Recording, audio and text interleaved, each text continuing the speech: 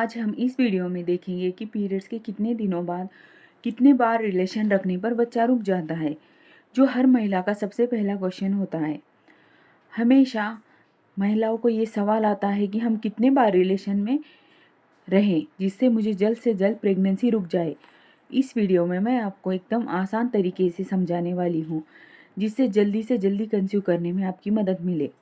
साथ ही साथ आपको कभी भी 1 महीने के लिए आपको वेट नहीं करना पड़ेगा, क्योंकि हर महीने आपकी बॉडी गर्भधारणा के लिए तैयार होती है, लेकिन आपकी ही कुछ छोटी छोटी गलतियां होती है जिसके कारण आप उन दिनों में रिलेशन नहीं रख पाती। आपकी ये गलती हो जाती है और साथ ही साथ आपको गर्भधारणा भी नहीं होती।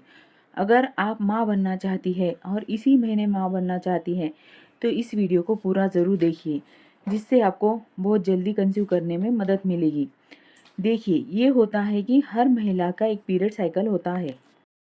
अब पीरियड साइकिल कई महिलाओं को समझ ही नहीं आती कि क्या होता है। मान लीजिए आपका पीरियड 1 तारीख को आता है, 1 तारीख को आपका फ्लो चालू हो गया, तो अगले महीने में 30 तारीख के आसपास आपका पीरियड आ जाएगा। बीच के दिनों को पीरियड साइकिल कहा जाता है और इन्हीं दिनों में आपको fertile days, most fertile days आता है, जिसमें महिला प्रेग्नेंट हो सकती है। लेकिन अब बात यह है कि हर महिला को तो पीरियड साइकिल अलग अलग होती है।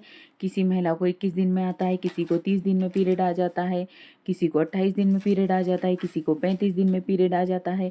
इसी तरह हर महिला की पीरियड साइकिल की लेंथ अलग अलग होती है। बहुत बार ऐसा होता है कि महिलाओं के पीरियड इतने इरेगुलर होती है कि वो 45 दिन में भी आ जाते हैं।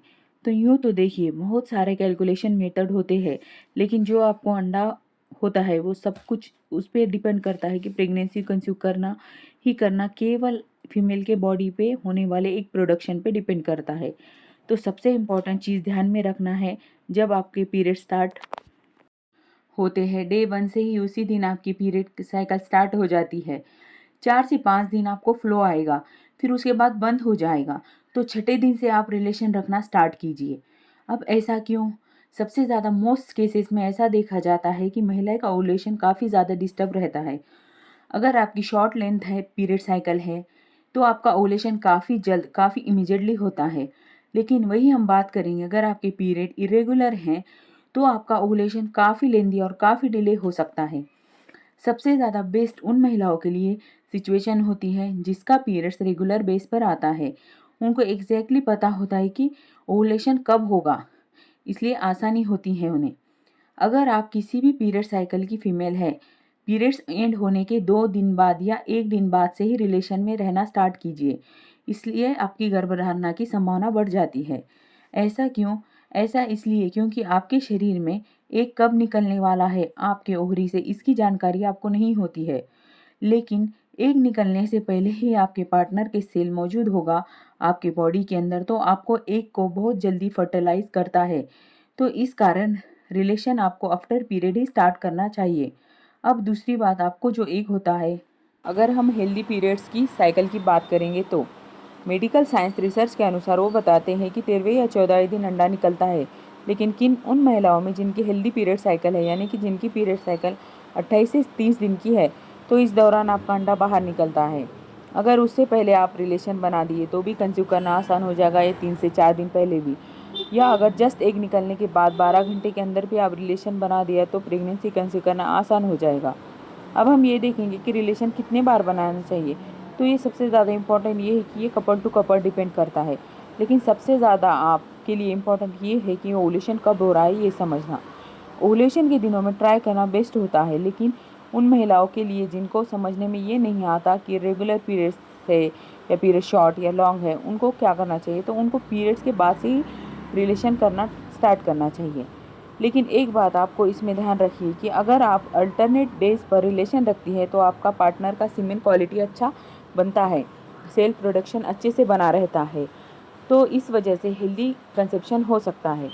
लेकिन साथ ही साथ ओवुलेशन का जानना भी ज़रूरी है। ओवुलेशन का किट इस्तेमाल करके भी आप ओवुलेशन कब हो रहा है ये समझ सकती हैं, क्योंकि उस समय सारे केमिकल रिएक्शन होते हैं क्योंकि उस समय ऐसे बहुत केमिकल रिएक्शन होते हैं बॉडी के अंदर, जिससे बॉडी के अंदर आपके हार्मोन फ्लक्चुएट होते हैं, बढ़ जाते हैं।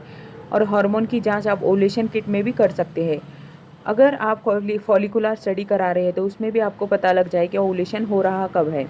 कई बार ऐसा भी होता है कि महिलाओं का बॉडी टेम्परेचर बढ़ जाता है कुछ परसेंटेज तक, 1 से 2 डिग्री बढ़ जाता है।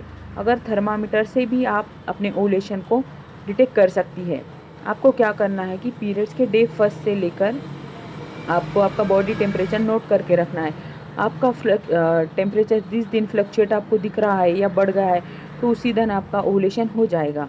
इसके अलावा डिस्चार्ज का आना, आपको हाईली लिबिडो होना, ये सब चीज़ें आपको ओव्यूलेशन की तरफ इंडिकेट करती है। एब्डोमेन, राइट या लेफ्ट एब्डोमेन में पेन होना, ये भी ओव्यूलेशन को इंडिकेट करती है। लेकिन बात ये है कि अगर आप इन चीज़ों को समझ पाती हैं तो, नहीं तो जो तरीका मैंने आपको बता दिया है आप उसे फॉलो करके भी जल्दी कंसीव कर सकती है। अगर वीडियो पसंद आए तो वीडियो को लाइक, शेयर एंड चैनल को सब्सक्राइब कीजिए।